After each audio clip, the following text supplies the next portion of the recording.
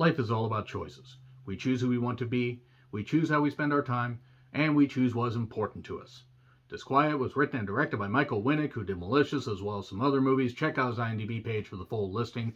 This stars Jonathan Rhys-Meyers as Sam, a workaholic with a wife and a baby on the way, and even though there have been some rough patches in the personal life, we find out what those rough patches basically consist of as we get some flashbacks, because we're getting flashbacks since Sam was in a car accident, a real bad car accident. He ain't doing all that well. He's taken to the hospital, it's touch and go, and suddenly he wakes up in the hospital bed. There's a strange old man in the bed in the same room with him, and that particular meeting between them kind of goes a little bit tits up, and Sam basically has to end up fighting for his very life and figuring out if he can solve this mystery before his life is history. Disquiet Tales, woohoo! But yes, it is called Disquiet because this particular movie, it's very obvious from the very beginning where it's going. He does run into some people, maybe they're real, maybe they're Memorex.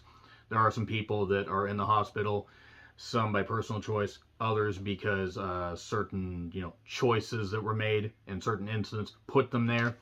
And they have to figure out who's real, who's not real, what's going on here, why are they stuck in this hospital, why can they not goddamn leave, why are the only two choices to go either to the basement or to the roof? I mean, there should be an exit door. We should be able to get out of here. It's a hospital. What's going on? Oh my goodness. Oh my goodness. There's some strange shit going on. And what is with all these weird people that have these strange makeup effects? And what's with all these people trying to attack these various characters that really are very one goddamn dimensional and really don't have a whole lot of depth outside of a few pieces of dialogue and everything, because this movie just basically takes a bunch of characters, human centipedes them together, and takes a bare bones concept that has been done before in other movies and done a lot better. And the thing is, this movie is ultra cheap, and not ultra cheap and wow, they really had a lot of ingenuity here. No, this was just basically people getting together and like, hey, we got a couple name actors, let's just, film on a couple floors of a hospital or a high-rise or something like that and do it for 83 minutes with some flashbacks to attempt to flesh out these characters. And bang, we have a horror movie, a thriller, a suspense movie that has absolutely no goddamn suspense, because within the first couple minutes, you know exactly where this fucking movie is going. And there's nothing wrong with the movie being predictable if it's fun or if you have characters you care about. But no, this movie doesn't have that. This movie was atrocious. This movie was goddamn atrocious. I will get into spoilers here in just a couple minutes, but by describing that concept, if you can't figure out where this fucking thing's going, then there's really no way to tell you other than rent the movie. I will say that I did rent it on Amazon for a few bucks, because you know what, whether I like, dislike, or absolutely despise a movie, or I love a movie, I'm going to make sure that I put a little bit of my money towards a movie, because why not? Why not? I'm not going to pirate something. Even if a movie's bad, it deserves to be supported.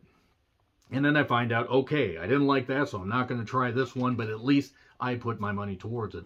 Jonathan Rhys-Meyers, by the way, was in a movie called Wife-Like that I reviewed last year that was something that also had an interesting little concept that just didn't end up playing out all that well, because we got more flashbacks and other stuff, and I just do not understand how anybody saw the final cut of this movie and said, yeah, that's good. We'll just go with that. We'll just go with this. You took that concept and you somehow made it dumber. Then let's check this. Because I'm going to give you some movies that it's like before I get into spoilers. Left in Darkness, that did the concept better. Soul Taker. Soul Taker, by the way, that was during the sci-fi era of Mystery Science Theater 3000, and The Invisible. Not Arthur and the Invisibles, but just various movies that have that, and it's about, you're not doing all that well, and you have to make a personal choice. Go up or down. Gee, I wonder what the fuck the choice is. I wonder what the concept is.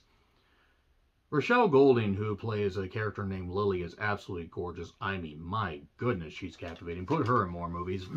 There's another character, Monica, that Sam runs into, played by Elise Levesque, who is also very beautiful. And then there's Lachin Monroe. I hope I pronounced that right. He's a character actor, has been in various action movies, various TV dramas, and some comedies. And I knew I recognized him. And then there's also other characters that populate this movie, and I'm sorry, but this was shit. This was dog shit. This was really, really, really, really fucking bad. I tried to give it a chance, and from the very beginning, it slams us right in with the opening narration.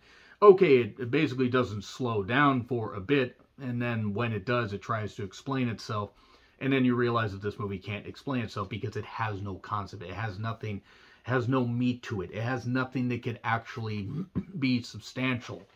It ends up just being ridiculously simple, incomprehensible at the same time, because people just will randomly appear, boom, boom, boom, and it was like it was edited with garden shears. Again, an independently funded movie, or, you know, a movie that has a low budget, you can make something work here. This movie did not play to its strengths and try to have suspense. It at least didn't try to have good suspense, because the suspense certainly wasn't good. It was unintentionally hilarious. It wasn't horrifying, except horrifying it got made. And it was really, really bad. It was really, really, really bad. There are a few pretty girls in this, and if you're like me, and I know I am, you may enjoy that. Other than that, this movie offers nothing. It offers nothing except some unintentional laughs and a lot of wanting to hit your head into the goddamn wall so you forget and maybe make a better choice to spend your time watching something other than Disquiet. So yeah, I'm going to get into spoilers here. It's on Amazon, though, for a few bucks. There you go. 3, 2, 1... Spoilers. Okay, so Sam runs into a comatose man that keeps attacking him, and then finds a woman, Monica, who's getting breast enhancement surgery, and is attacked by a few scantily clad ghost women that apparently have something to do. They were wrapped almost like they were the nurses from Silent Hill, and they had weird makeup on their face. There's a guy named Carter, a black man that was shot and put in the hospital. There's a cop that maybe has a tie to Carter. And then we get various flashbacks, like Sam apparently cheating on his wife, Monica. And they're going to get over that. And what happens is he gets in an accident because he tries to answer a call from work and goes out and doesn't see a van hit him. And there you go. And then Monica was in there for breast surgery, like I said. There are a couple other characters, like this one orderly that's a big guy that has no face. A big nurse that has no face. Why do they have no faces? Because it's Limbo. It's fucking Limbo. That's what it is. Limbo of the Lost. The King of Limbo. Bet you didn't expect that reference of that game of all things. And first is Sam and Monica. It's Sam, Monica, ha ha ha. And then Carter's there, and then the cop decides to get Carter. That's right, I'm going to have a little bit of fun here. There's a guy named Virgil, rather, that you might as well held a vigil for this movie. He's in a wheelchair, and he's like, you need to find a way to talk to people, and you made a choice to get out of bed, you got this far and everything, but go to the roof and get a better signal so you can talk to your wife. Go to the roof, go to heaven.